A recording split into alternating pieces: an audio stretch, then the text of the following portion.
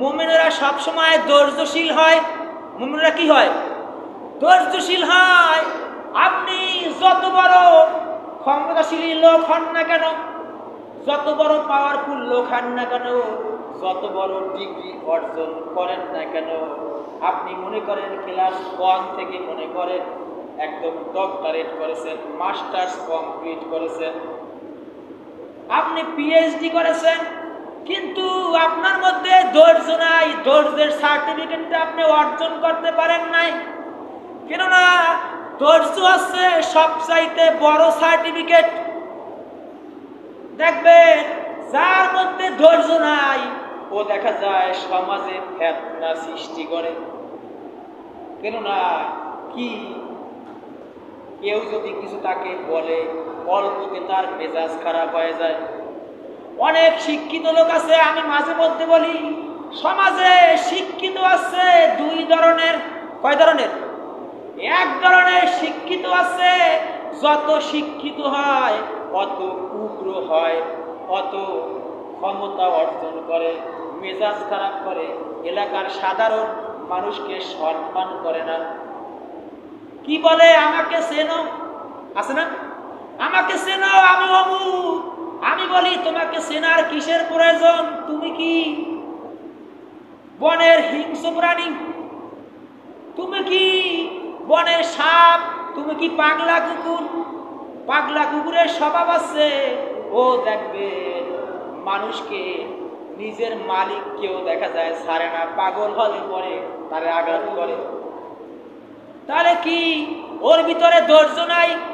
মুমিনের দ্বিতীয় number point হচ্ছে মুমিনেরা ধৈর্যশীল হয়। কিন্তু আমি দেখেছি সমাজে অনেক শিক্ষিত লোক আছে, ধৈর্য নাই, যার কারণে সমাজে ওর কোনো মূল্য নাই। আছে না? ধৈর্য নাই, যার কারণে ওর সমাজে কোনো মূল্য নাই। শিক্ষিত ঠিকই, শিক্ষা অর্জন করেছে ঠিক, কিন্তু ওর সমাজে কোনো মূল্য নাই। ও সমাজে সাধারণ মানুষকে কোনো মূল্যই করে না। আর এক শ্রেণীর শিক্ষিত লোক আছে, দেখবেন যত শিক্ষিত হয় ওর মাথাটা অত নত হয়ে আসে। আপনি দেখবেন, আমি মাঝে মধ্যে উদাহরণ দিই, দেখবেন যেই গাছে ফল হয় ওই গাছটা কিন্তু নিচের দিকে ঝুঁকে থাকে, ঠিক কিনা? ওই গাছটা কিন্তু নিচের দিকে ঝুঁকে থাকে। আর যেই গাছে ফল হয় না ওর কিন্তু মূল্য নাই, ওর উপরের দিকে থাকে, ওর ঠালপালা এমনি দেখা যায়, ওর কোনো মূল্য নাই। যেই মানুষটা সুশিক্ষা অর্জন করেছে দেখবেন ও সমাজে ভদ্রতা হয়, নর্ম হয়, ধৈর্যশীল হয়, ঠিক কিনা বলেন? তাহলে কি মুমিনেরা ধৈর্যশীল হয়? ধৈর্যশীল, ধৈর্য হচ্ছে সমাজে বড় একটা সার্টিফিকেট। যেই ব্যক্তি ধৈর্যশীল হয় দেখবেন ওই ব্যক্তিকে সবাই ভালোবাসে এবং ওই ব্যক্তি সকলকে কন্ট্রোল করতে পারে, সমস্ত অন্যায় অপরাধ মেনে নিতে পারে। আর যার মধ্যে ধৈর্য নাই সে কিছুই মেনে নিতে পারে না, ঠিক কিনা বলেন? তৃতীয় নম্বরে মুমিনের গুণাবলী হচ্ছে মুমিন কখনো চিন্তিত হয় না। মুমিন কি হয় না? মুমিন কখনো চিন্তিত হয় না, তারা টেনশন করে না। যা হবে আল্লাহর তরফ থেকে, আল্লাহ যা করে, জেল হোক, জরিমানা হোক, মামলা হোক, ফাঁসি হোক, যা হোক, তারা চিন্তিত হয় না। তারা সব সময় ওই আল্লাহর উপর তাওয়াক্কুল করে, তারা কখনো চিন্তিত হয় না। আর আমরা তো একটু বিপদে পড়লি রাত্রে ঘুম আসে না, কেননা আমরা তো মুমিন হতে পারি নাই।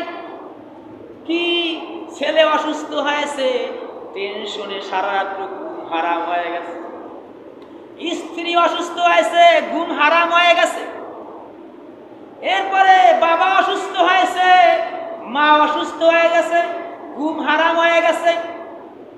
এরপরে আত্মীয় স্বজন থেকে একজন অসুস্থ হয়েছে, দেখা যায় আমার ঘুম হারাম হয়ে গেছে, সারা রাত্র চোখে কোনো ঘুম হয় নাই। কিন্তু যেই ব্যক্তি মুমিন, ওই মুমিন ব্যক্তি কখনো চিন্তিত হয় না।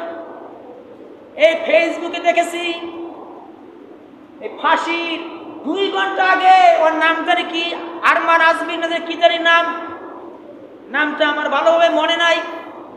ফাঁসি মাত্র 2 ঘন্টা বাকি আছে, জিজ্ঞেস করেছে আপনার তো ফাঁসি হবে, আপনি গুছিয়ে নেন, আপনার সময় মাত্র 2 ঘন্টা।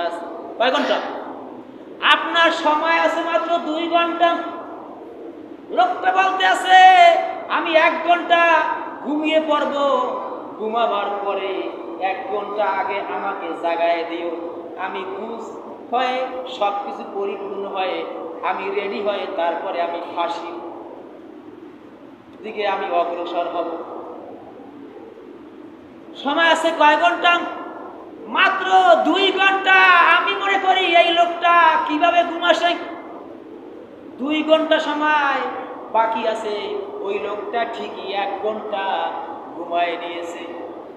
দেখা যায় ঠিকই ঘুম পড়েছে, দুনিয়ার কোনো হুঁশ নাই। 1 ঘন্টা পরে আবার ওই লোকটাকে জাগ্রত করা হয়েছে, এরপরে সুন্দর পোশাক পরে তারপরে ফাঁসির মঞ্চে হাজির হয়েছে। এই জন্য আমি বলেছি মুমিনরা কখনো চিন্তিত হয় না। জেল জরিমানা যাই হোক না কেন, ফাঁসি দেব যাই হোক না কেন, মুমিনরা কখনো চিন্তিত হয় না। এই জন্য আমাদেরকে মুমিন হতে হবে। আপনি যদি মুমিন হতে পারেন তাহলে এই দুনিয়াও আপনার জন্য কল্যাণকর, আর পরকালও আপনার জন্য কল্যাণকর। অথচ ইহকালীন আপনার শান্তি এবং পরকালেও আপনি মুক্তি পেয়ে যাবেন। আল্লাহু আকবার। যে কথাগুলি বললাম, আল্লাহ যেন আমাদেরকে আমল করার তৌফিক দান করেন।